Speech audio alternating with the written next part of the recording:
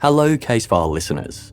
As we enter Casefile's 10th year, we've created a new run of special bonus content, Casefile Archives, a series of releases revisiting the earliest years of the show, along with previously unreleased premium episodes. This is completely additional content and will not replace new episodes.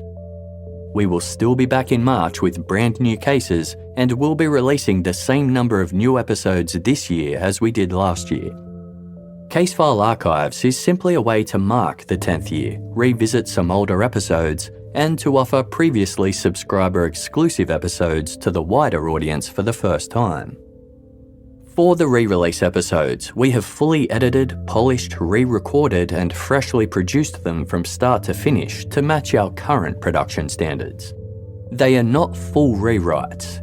Our aim isn't to reshape the cases or alter the original storytelling, but to preserve them as they were first told while giving them the level of production they didn't have back in 2016. Where appropriate, updates have been added, but the core structure remains faithful to the originals. Because of this, these episodes may sound a little different to our recent work. Today's re-release is The Somerton Man, the second Casefile episode ever produced. In December 1948, the body of an unidentified man was discovered on Somerton Beach in Adelaide, South Australia. At first, it appeared he had simply passed away in his sleep. But as detectives examined his belongings and retraced his final movements, they uncovered a series of strange and unexplained clues that only deepened the mystery. Originally released in January 2016, the case has seen a significant development since then, which has been included in this re-release version. Thank you to everyone who has listened and supported us over the years. Now here is the second episode from Casefile Archives, The Somerton Man.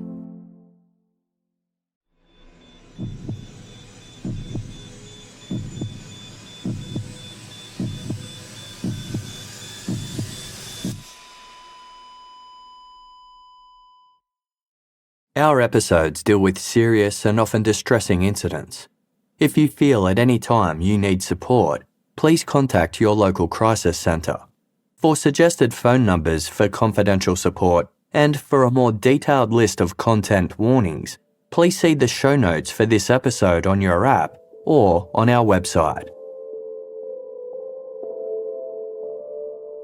On Wednesday, December 1, 1948, the body of a man was discovered along the seawall of Somerton Beach in Adelaide, South Australia.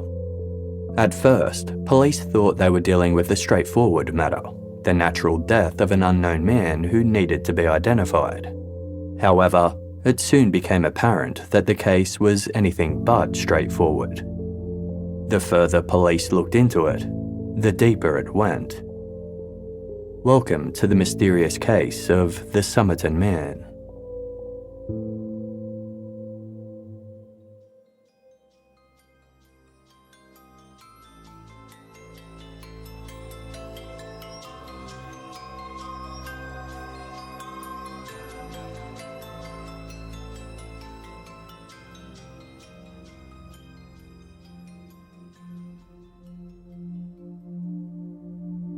The unknown individual discovered on Somerton Beach would come to be known as the Somerton Man. He was found with his head and shoulders leaning up against the seawall, his legs outstretched along the sand and his feet crossed.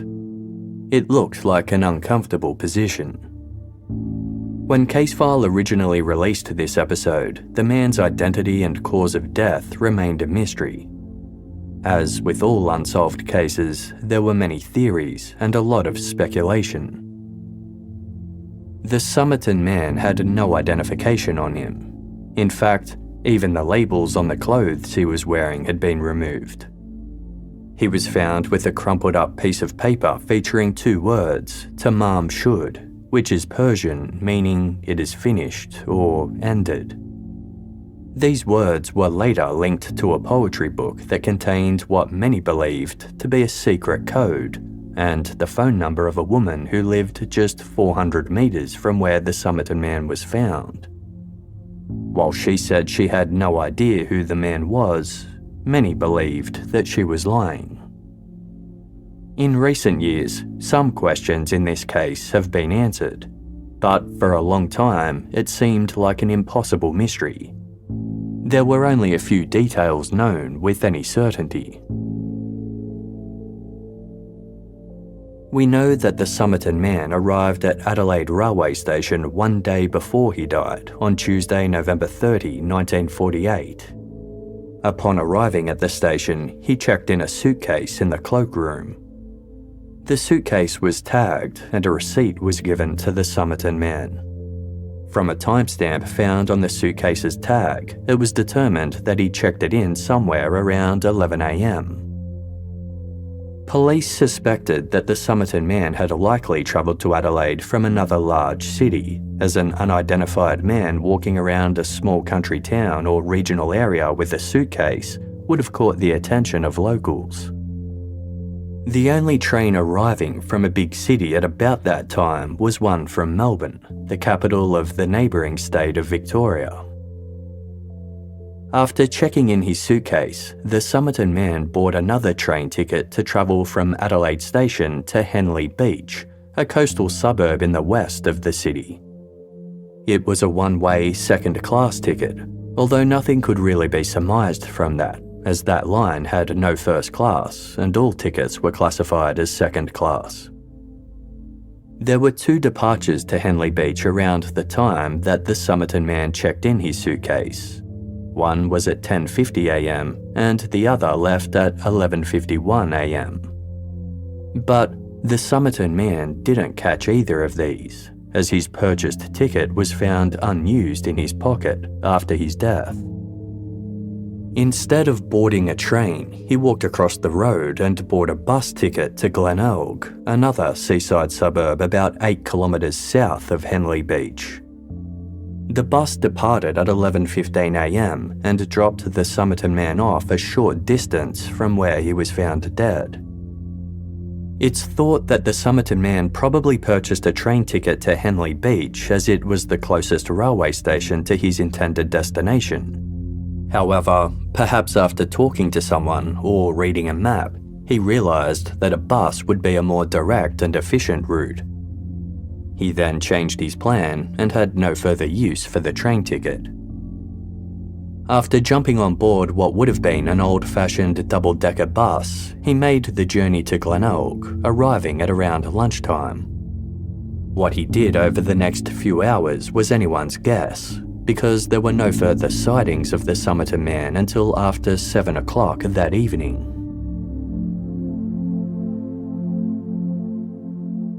At 7:15 p.m, just as the sun was starting to set, a well-known local businessman by the name of John Lyons went for a walk with his wife along Somerton Park Beach. As they walked, the couple spotted the Somerton Man lying on the sand, dressed in a suit, with his head propped up against the seawall. When John and his wife passed by, the Somerton Man raised his right arm up, then flopped it down again. The couple put the stranger's pose and demeanour down to him having had too much to drink. Assuming he just needed to sleep it off, they continued on their way. Now, this was not a quiet, isolated spot. It was a popular location with plenty of people who regularly used the beach and walked along the esplanade above. The Somerton Man was lying right next to a commonly used set of stairs that led up to the esplanade. At about 8 p.m. that night, just as the light was turning to dusk, a young couple was strolling along the esplanade. They sat down on a bench right next to the staircase by the Somerton Man. The couple noticed another unknown man in a hat standing at the top of the stairs who was looking down at the sand below. This man was never identified, nor seen or heard from again, and it remains unknown whether he is related to the case or if he was just another passerby. The young couple followed the man's line of sight and saw the legs of Somerton Man sprawled out on the sand. Their view of his head and upper body was obscured by the staircase. The couple didn't see the Somerton Man move, but they thought he might have changed positions at one point. They later left without seeing anyone else.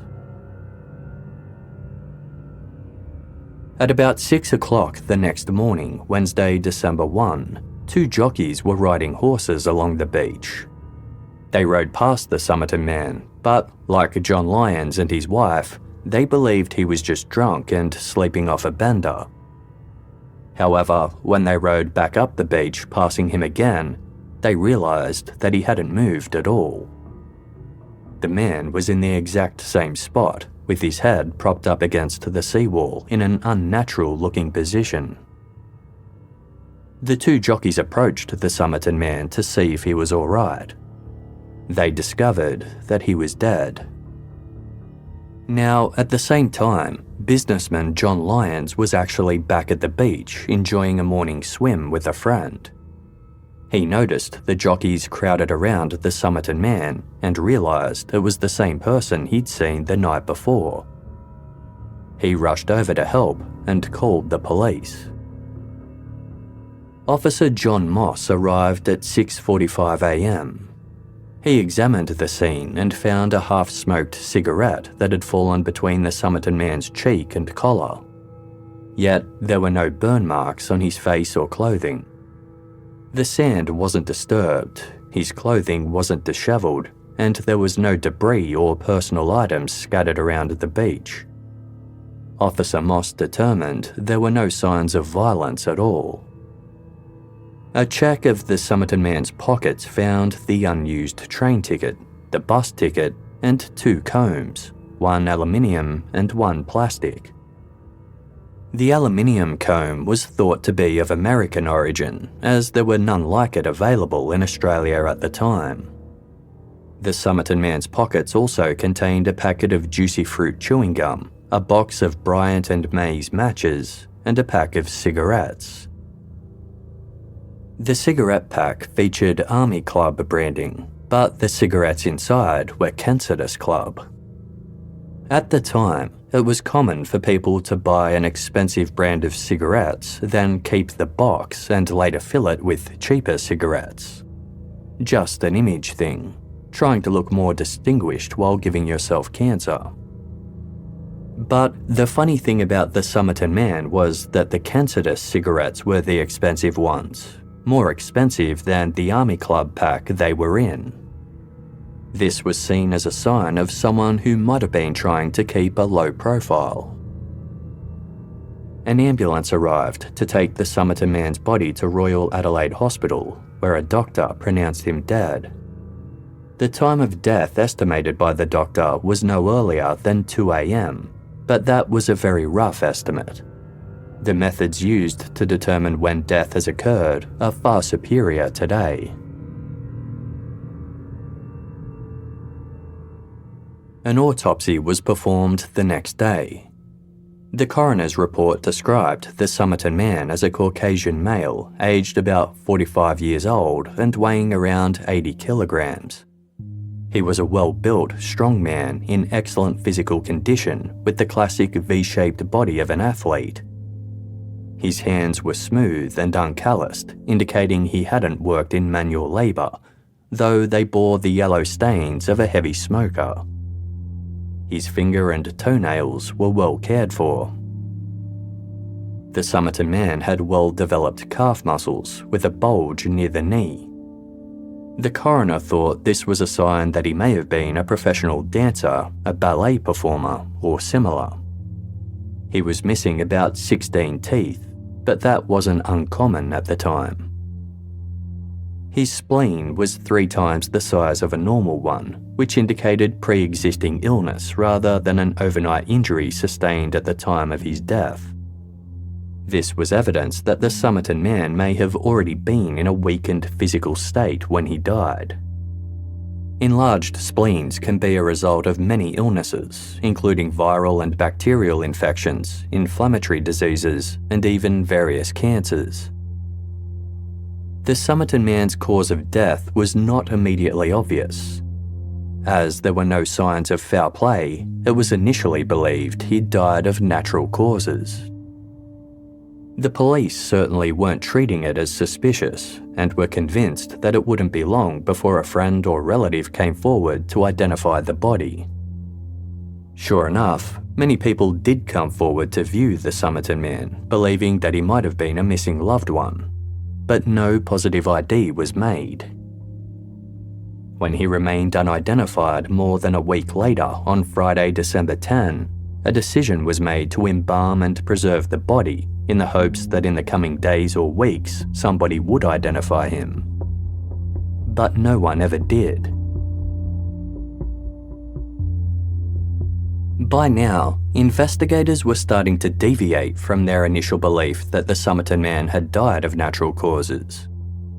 He had a healthy heart with no sign of disease or a cardiac arrest, yet something had caused it to stop beating.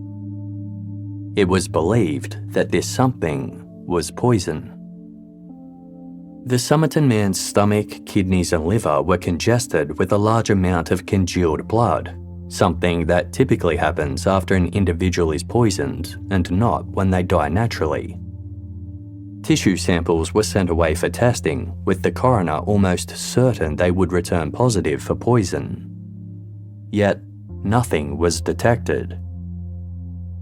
Dr. Robert Cowan, the chemist who tested for the presence of poisons, stated, "I found no common poison present, and I do not think any common poison caused death. If he did die from poison, I think it would be a very rare poison. I mean, something rarely used for suicidal or homicidal purposes." There are poisons that excrete from the body quickly, leaving no trace. And although there was no sign that the Somerton Man had vomited, something that usually occurs in poisoning deaths, it was possible that he had vomited elsewhere before making his way to the beach. To this day, it hasn't been definitively proven that poison caused his death, but it hasn't been disproven either. Regardless, the coroner, medical examiners and police were now certain he hadn't died of natural causes. They just had to work out if his death was suicide or murder.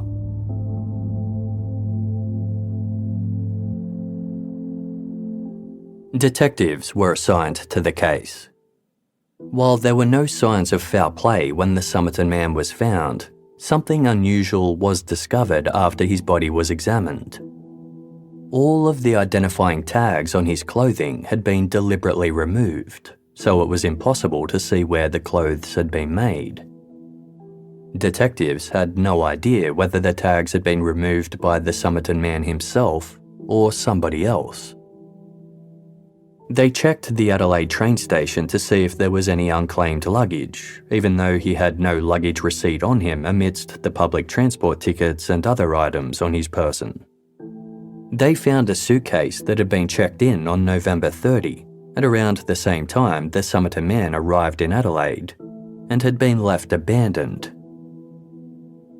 Despite the missing receipt, detectives were certain that the suitcase belonged to the Somerton Man.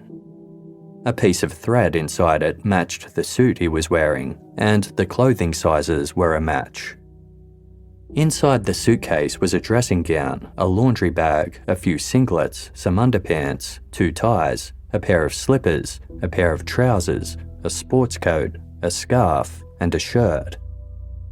There were also some coat hangers, handkerchiefs, envelopes, a cigarette lighter, a toothbrush, a razor, a shaving brush, pencils, a towel, a stencil brush, and a screwdriver, a pair of scissors, and a knife. Detectives found nothing significant or unusual. But there was one strange detail. The suitcase's identifying labels, along with the labels from the clothing inside it, had been removed. Just a few tags remained. The laundry bag had the name Keane printed on the label. This name was also found on one of the singlets, while one of the ties featured the name T. Keane. This was their sole lead so far in identifying the Somerton Man. It was a matter of some concern that they still had no idea who he was, despite sending his photo and fingerprints to agencies across Australia and overseas.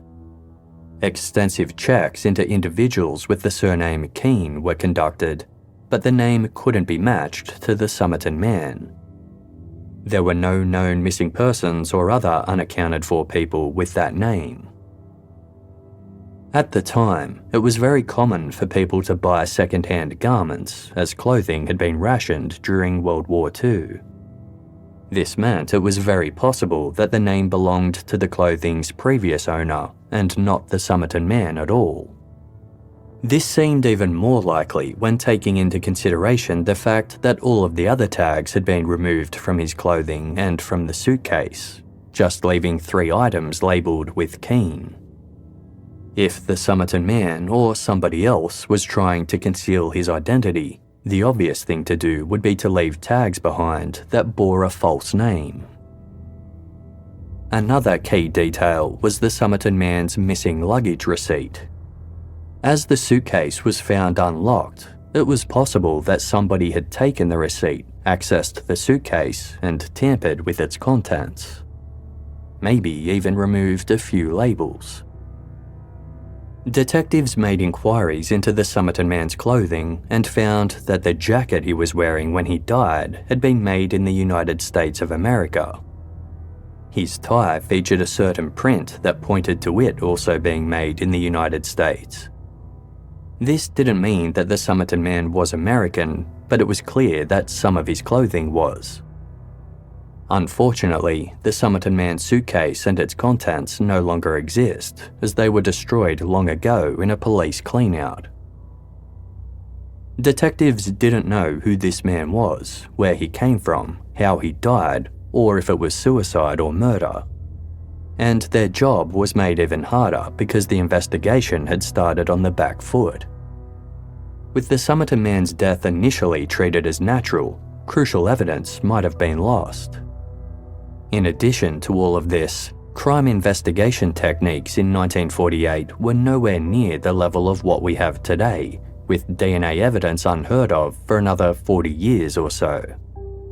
The detectives were essentially chasing their tails from the very start.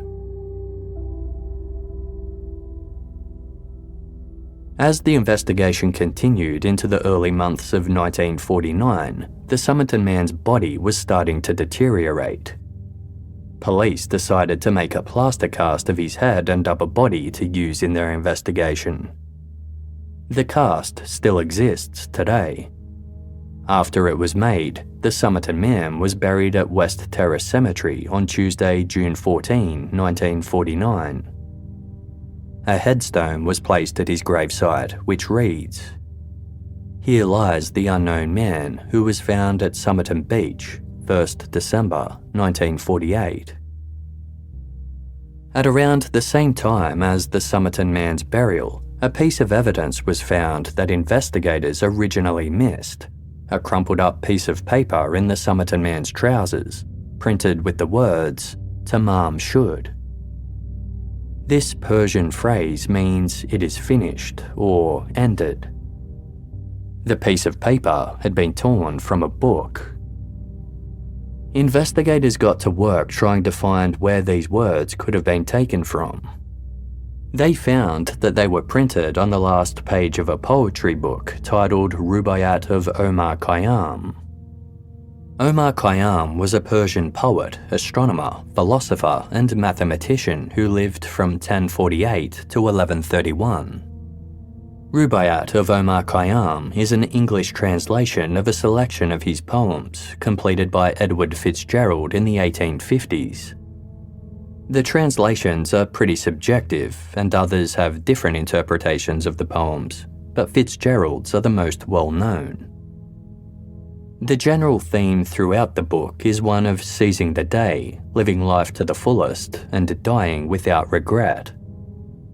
Death is a common focus throughout. Investigators would eventually track down the actual book the Somerton Man tore the words from, but unfortunately, not until a month after the inquest. A coronial inquest into the Somerton Man's death was held over 2 days on Friday, June 17, and then again on Tuesday, June 21.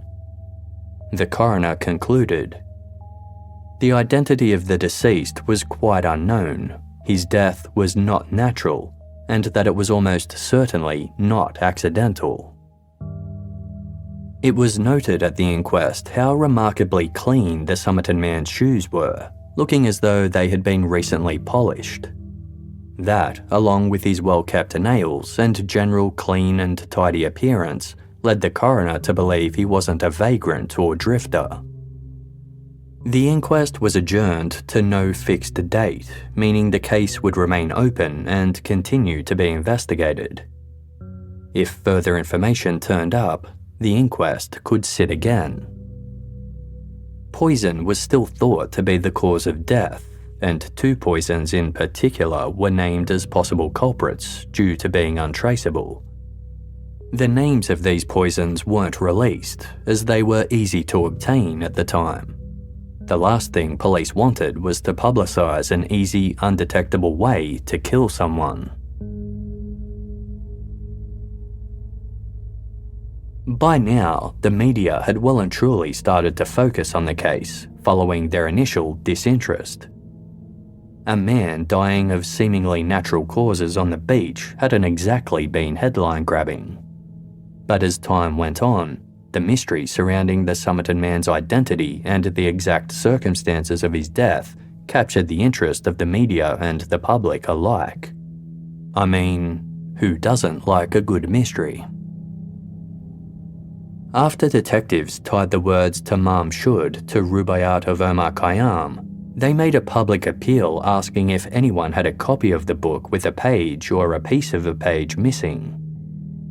Incredibly, on Friday, July 22, 1949, a man came forward with a copy that had a piece missing from the exact page where those words would have been printed. It was a very rare edition of the book that was published in New Zealand in 1941. The man said he'd found the book on the back seat of his open-roof car and had no idea how it had gotten there. It wasn't his, and he'd never seen it before. His car had been parked at Somerton Beach at around the time of the Somerton Man's death. This suggested the Somerton Man had thrown the book into a random car. But why discard it this way instead of in a bin if he wanted to dispose of it? Did he want someone to find it? Was he being followed, and did that lead to him needing to get rid of the book quickly? An expert in paper was consulted, and tests revealed that the crumpled up piece of paper in the Somerton Man's possession was definitely from the same book that had been handed in. The identity of the man who came forward with the book is unknown. He requested to remain anonymous, and police respected those wishes. As if there weren't already enough mysteries in this case.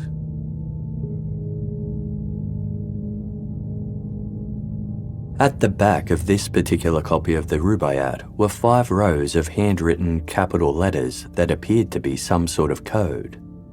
The first line featured the letter W, followed by a space, and then the letters RGO, ABA, BD, all written together.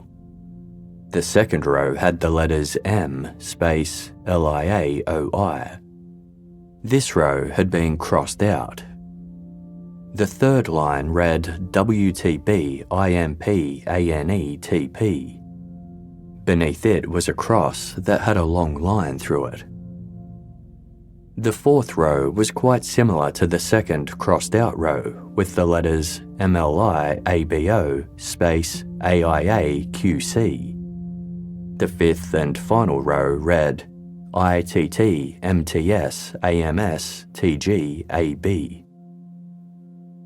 A notable detail about the code was that the second line had been crossed out before the writer then penned another line that was very similar to it. This suggested that whatever they were writing was very deliberate and that a mistake had been made in one line. The code was published in the news, and amateur code breakers from all over the country got to work on the mystery. Many thought it may have been referencing something in the same book. Top military codebreakers were consulted, but no one has been able to crack it to this day. Some have posited that these lines may not be a code at all, but instead a mnemonic device to remind the writer of a certain poem or poems in the book. Or maybe they reference something else altogether. Perhaps whoever wrote it was just using each letter to represent a word, a sort of shorthand, if you will. Whatever it was, it added even more mystery and confusion to the case. The supposed code led many people to believe the Somerton Man was a spy or some sort of secret agent involved in espionage, Jason Bourne, James Bond type stuff. But we will get into that in a bit. First, we need to talk about 2 phone numbers that were also written down at the back of the book. The first number was for a local bank, while the second was found to belong to a local woman named Jessica Thompson. Not only was Jessica Thompson local, she lived just 400 metres from where the Somerton Man was found. It was starting to look as though the Somerton Man hadn't chosen to visit Somerton Park Beach randomly. He was there with a purpose. On Tuesday, July 26, 1949, more than 7 months after the Somerton Man was found, police knocked on Jessica's door. When they asked her about the Somerton Man, she denied all knowledge of him. But when they went on to ask about the Rubaiyat poetry book, Jessica surprised them by replying, "Yes, that's my favourite book of poetry." The police asked if Jessica owned a copy. She said she used to, but not anymore. She'd given her copy away 4 years earlier in 1945 to a military serviceman she'd met in Sydney. His name was Alf Boxall. At this point, the police thought they were a mere formality away from identifying the Somerton Man as Alf Boxall. They took Jessica Thompson to see the plaster cast of the Somerton Man and found her behaviour to be odd. After first glancing at the plaster cast, she couldn't look at it again, instead staring at the floor. She gave only brief, simple answers to police questions, replying with yes, no, or I don't know. At times, she looked like she was about to faint. All of her body language seemed to point to her knowing who the Somerton Man was. Jessica was married and had 2 children, a son called Robin and a daughter named Kate. Robin was the eldest, and it was unclear who his father was. Jessica requested that her name not be released, as she didn't want any embarrassment to come to her family due to speculation that she might be linked to the Somerton Man. The police agreed, so for many years she was only known in the public eye as the Mystery Woman, or by her nickname, Justin. Detectives went to work on the Alf Boxall theory and were surprised to find him alive and well in Sydney. Moreover, he still had the copy of the Rubaiyat that Jessica had given him. She had inscribed a short message in the book when she gave it to Alf and signed it, Justin. This development put a puncture in the police's theory that Alf Boxall and the Somerton Man were one and the same. And because he still had Jessica's old copy of Rubaiyat, this meant that the Somerton Man had owned a different copy that had Jessica's phone number in it. So, how did Jessica and Alf Boxall meet? In 1945, Jessica was living in Sydney and training to be a nurse at the Royal North Shore Hospital. She spent a few evenings at the Clifton Gardens Hotel in Sydney, which was then frequented by military servicemen. Jessica was introduced to Alf by the girlfriend of one of Alf's friends. They spent a few nights together talking and sharing drinks before Alf was put back on active duty for the war. As a parting gift, Jessica gave him a copy of her favourite book of poetry, Rubaiyat of Omar Khayyam. Jessica left Sydney soon after that without completing her nursing exams. She moved to Melbourne for a brief period before settling in Adelaide. Jessica would have become pregnant with Robin at around this time. Not long after this, she met her husband. They had a daughter named Kate, and all four remained together as a family. Remember when the Somerton Man arrived in Adelaide, how the only train arrival from a major city was from Melbourne? What if the Somerton Man met Jessica in Melbourne, where she gave him a copy of Rubaiyat as well? Perhaps he then tried to track her down, only to find out she'd moved to Adelaide, prompting him to travel there in search of a former love. Whatever the case, it seemed possible that Jessica was lying to police and knew who the Somerton Man was. Her daughter Kate has described Jessica as a woman with a very strong dark side. Kate even believed her mother could have been a Russian spy after discovering that Jessica spoke Russian but wouldn't say where or why she learnt it. This has led many followers of the Somerton Man case to believe in the spy angle. A possible code, missing labels, a mystery identity, an unexplained death, and Jessica's behaviour seemed like compelling details pointing in this direction. To top it all off, Jessica once remarked to her daughter that the Somerton Man was known to people at a much higher level than state police. All of this is detailed in a 2013 60-minute story, which we've linked in the episode notes.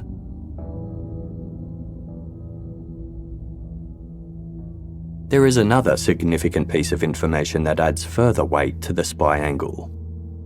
In 1946, a few hundred kilometres away from Adelaide, Britain and Australia entered into a joint project of missile and nuclear rocket testing.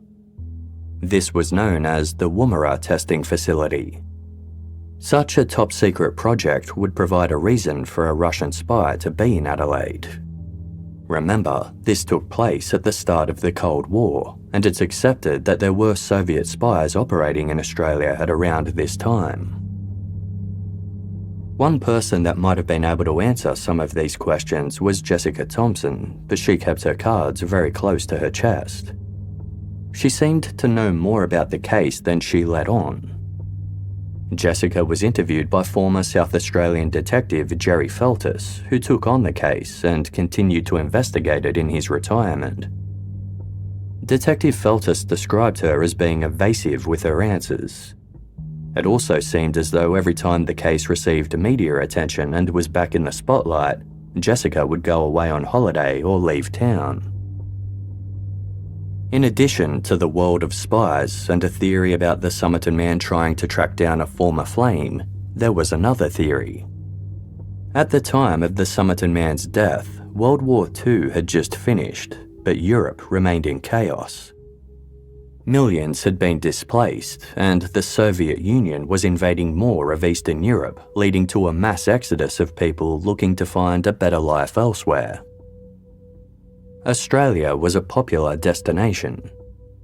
Isolated from many other parts of the world, it was considered a safe place to live, especially if nuclear war broke out. Millions had been relocating to Australia, and 1948 was the peak period for the Australian government's Displaced Persons Immigration Program. It certainly wasn't uncommon for migrants to create new identities as part of a fresh start in a new homeland. Some believed that the Somerton Man might have been one of many immigrants flocking to Australia at this time, which could explain why no one was ever able to identify him. Another possibility was that the Somerton Man was a returning soldier suffering from PTSD who had subsequently become estranged from his family. But of course, with so many questions and so few answers, each theory has its own pros and cons. The big glaring con for every theory is the unexplained cause of death. If the Somerton Man was a displaced immigrant or returned soldier, why did he just die with no sign of health issues? The same goes for the love angle. If Jessica was the Somerton Man's former lover, that would explain why he was in Adelaide, but not his death. Suicide is one possibility, but many people have found themselves more drawn to the Jason Bourne, James Bond path. It's easy to explain the Somerton Man's death if he was a Russian spy in Adelaide as part of a secret mission. If that was the case, another spy could have killed him with an undetectable poison. But if the Somerton Man was a spy, where does that leave Jessica Thompson? Why was her phone number in his copy of the Rubaiyat? By the way, the copy of that book involved in this case was destroyed along with the Somerton Man's suitcase, and an identical copy has never been located. Another interesting detail some have noted is that Jessica Thompson's favourite book was Howard's End by E.M. Forster. This novel is the story of a girl who has a son out of wedlock. Her family tried to scare her lover off, and in doing so, accidentally killed him in an altercation that proved fatal due to his pre-existing heart condition. Could that have been Jessica's way of telling us what happened to the Somerton Man, without telling us what happened? Because there isn't enough mystery surrounding this case, what about this? 3 years before the Somerton Man case, a man named Joseph Saulheim Marshall was found dead in Sydney's Ashton Park. His death was ruled to be a suicide by poison. When his body was found, a copy of Rubaiyat of Omar Khayyam was lying on his chest. As previously mentioned, Rubaiyat is a popular book, but the copy found on Mr. Marshall was an extremely rare edition, just like in the Somerton Man case. There are two people thought to be experts on the Somerton Man case, and links to their work are provided in the episode's show notes. First is Jerry Feltus, a retired decorated detective who has investigated the case for many years. He has cracked some tough ones, but even he wasn't able to solve the Somerton Man. He has written a book on the case titled The Unknown Man. The second expert is Professor Derek Abbott from Adelaide University. He stumbled across the case in 2009 and became fascinated, perhaps even obsessed by the case. Fun fact, the two experts in the case don't get on. Jerry Feltus basically viewed Professor Abbott as an amateur, a pest who should stick to teaching at universities and leave crime solving to law enforcement professionals. But it can't be denied that both have done excellent work. Professor Abbott has appeared on a Reddit Ask Me Anything forum and has lectures on YouTube about the case. Another fun fact. While researching the case, Professor Abbott met Rachel Thompson, the daughter of Robin Thompson and granddaughter of Jessica Thompson. He married her, and they now have 3 children together. Professor Abbott was convinced that the Somerton Man was Robin Thompson's father and Jessica Thompson's former, possibly jilted lover who was tracking her down at the time of his death. Professor Abbott reached this conclusion after observing a feature on the ear of the Somerton Man which only appears in 1 to 2% of the population. Robin Thompson, who died in 2009, also shared this feature. In the hopes of confirming his theory, Professor Abbott submitted 2 requests to have the Somerton Man's remains exhumed for DNA testing. His idea was to compare his wife Rachel's DNA to that of the Somerton Man to see if there was a familial link. Both of these requests were rejected. However, in 2022, more than 6 years after the original release of this episode, there was a stunning breakthrough in the case. After Professor Abbott had been investigating the case for more than a decade, South Australia's then Attorney General Vicky Chapman agreed to have the Somerton Man's remains exhumed for DNA testing. This occurred in May 2021. Meanwhile, Professor Abbott had also recovered some hairs from the plaster case police had made of the Somerton Man's head and torso. These were sent away for DNA analysis as well.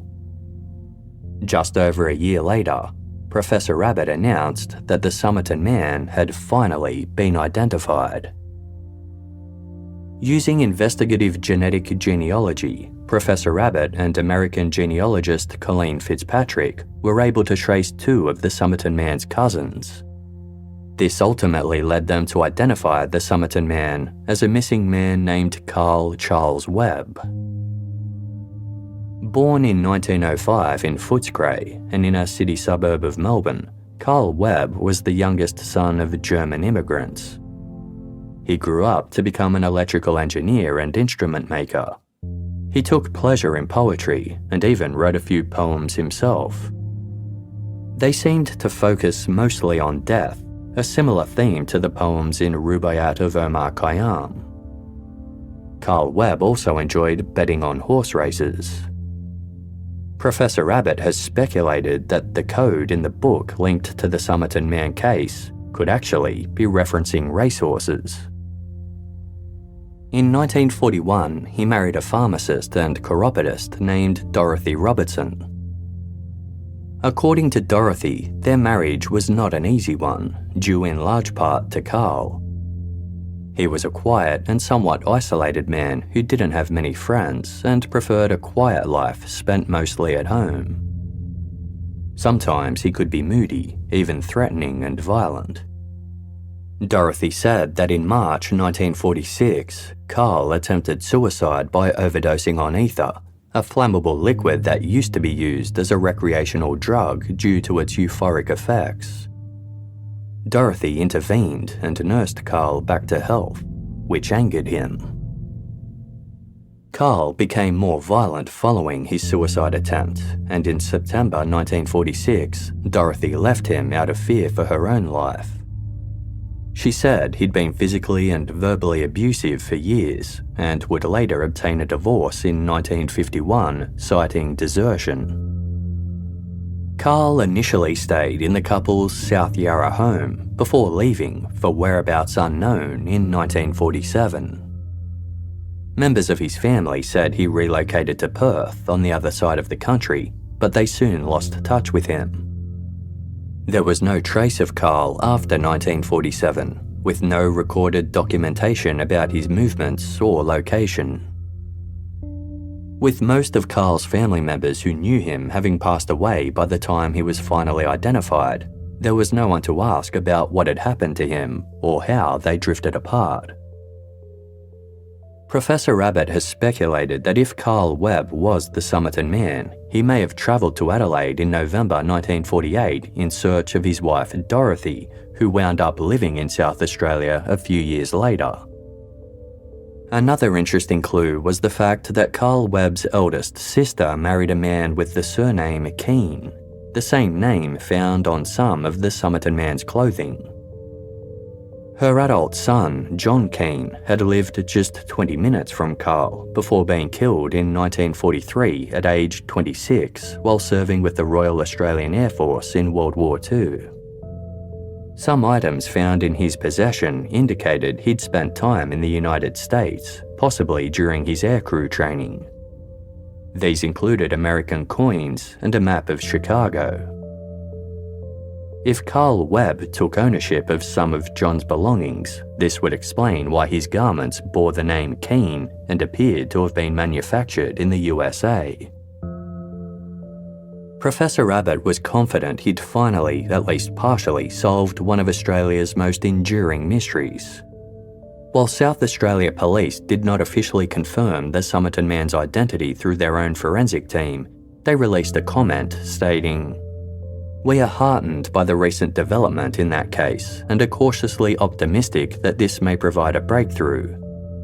We look forward to the outcome of further DNA work to confirm the identification, which will ultimately be determined by the coroner." Despite Professor Abbott's long-held suspicion that the Somerton Man had fathered Jessica Thompson's son, Robin, DNA testing ruled out any genetic link between them. Carl Webb was not the grandfather of Professor Abbott's wife, Rachel, and any connection he may have had to Jessica Thompson is unknown. Some of the more thrilling theories about the case were ultimately ruled out. like the notion that the Somerton Man was a Russian spy killed while undertaking espionage. But questions still remain, such as why was Carl Webb so determined to obscure his identity? Why did he travel to Adelaide? Did he intend to leave hidden messages behind via a crumpled note and an abandoned copy of a poetry book? And how exactly did he die? While we may never know these answers for sure, we're now closer to guessing at the truth, whereas before, there was only mystery.